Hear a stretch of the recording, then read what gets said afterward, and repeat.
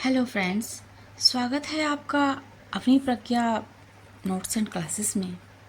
आज मैं आपके लिए लेकर आई हूँ एक बेहद मार्मिक और दिल को छू लेने वाली कविता जिसका नाम है गुलाबी चूड़ियाँ।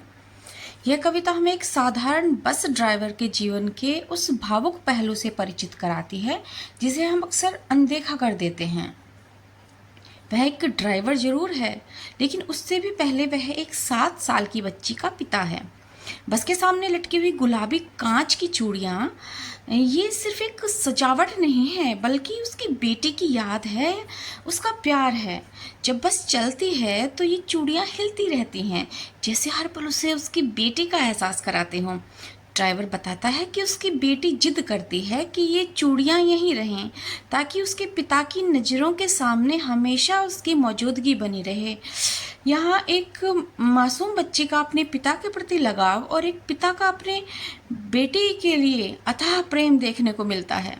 और कवि जब ये दृश्य देखता है तो वो भावुक हो जाता है और ड्राइवर की आंखों में छलकता हुआ स्नेह वात्सल्य यह बता देता है कि सच्चा प्रेम किसी हैसियत या पेशे का मोहताज नहीं होता।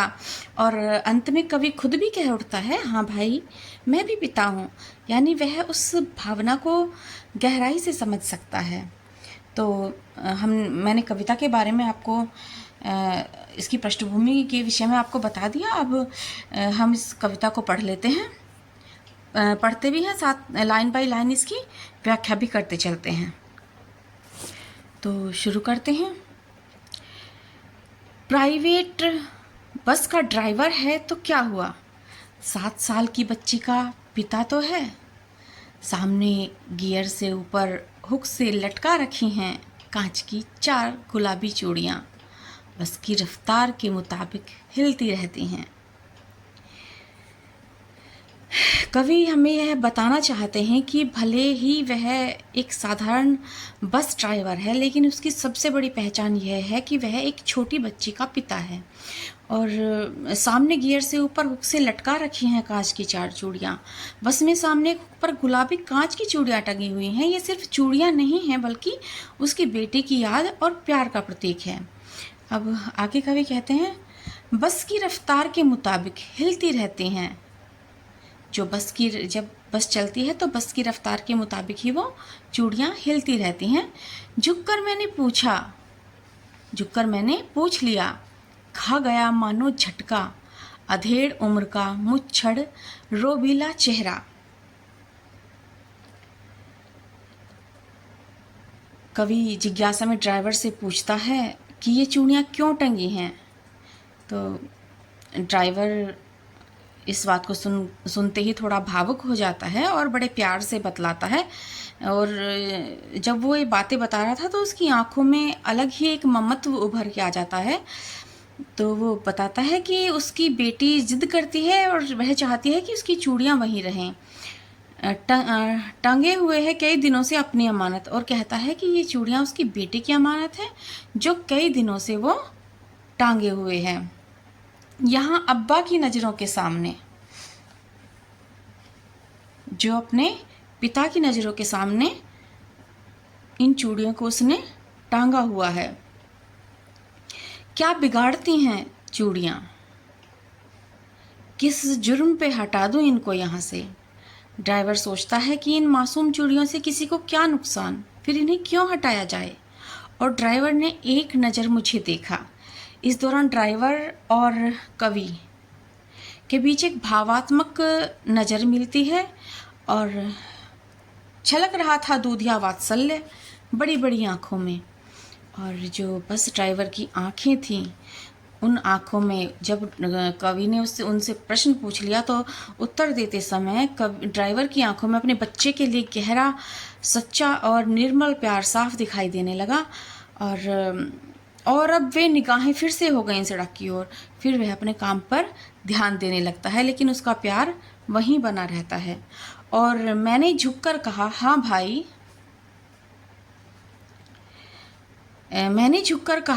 भाई, मैं भी पिता हूँ।